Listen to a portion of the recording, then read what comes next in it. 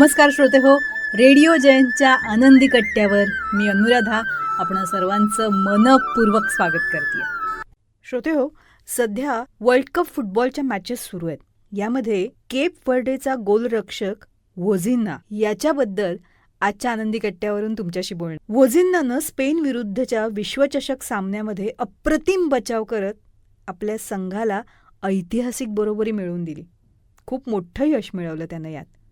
पण या यशामागे त्याची संघर्षाची कहाणी दडलेली आहे.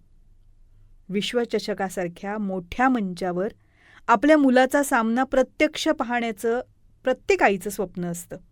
मात्र वोझिन्हाच्या आईला विजा आणि खर्च परवडत नसल्यामुळं ती सामना बघण्यासाठी येऊ शकली नाही.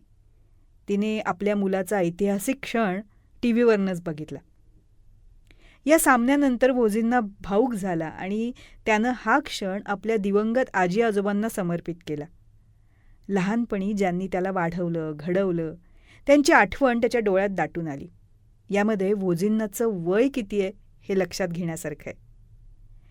ज्या वयामध्ये खेळाडू निवृत्ती स्वीकारतात त्या वयामध्ये वोझिन्हानं आपला पहिला विश्वचषक सामना खेळलाय.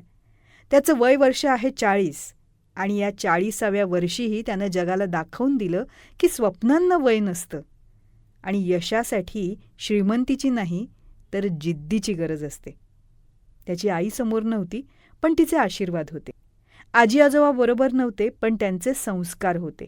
आणि याच बळावर वोझिन्हा जगातल्या बलाढ्य संघासमोर एक अभेद्य भिंत म्हणून उभा राहिला. श्रोते हो, परिस्थिती कितीही कठीण असली तरी त्यामागे आपल्या माणसांची प्रेरणा, स्वतःचे सकारात्मक विचार, स्वतःवरचा विश्वास आणि जिद्द हे असतील तर नक्कीच इतिहास घडवता येतो.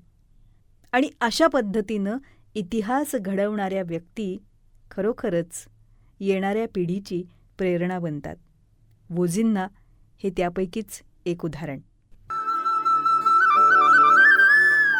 हा होता आनंदी कट्ट्यावरचा आजचा सुंदर विचार. तुम्हाला तो कसा वाटला याविषयीची तुमची कमेंट बॉक्समध्ये नक्की लिहा. आणि त्याचबरोबर रेडिओ जयंतचे दर्जेदार कार्यक्रम ऐकण्यासाठी रेडिओ जयंत लाईक करा, शेअर करा आणि सबस्क्राईब करा. रेडिओ जयंतचं सबस्क्रिप्शन फ्री आहे. आणि त्याचबरोबर नोटिफिकेशनसाठी बेल आयकॉनवर क्लिक करायला सुद्धा विसरू नका.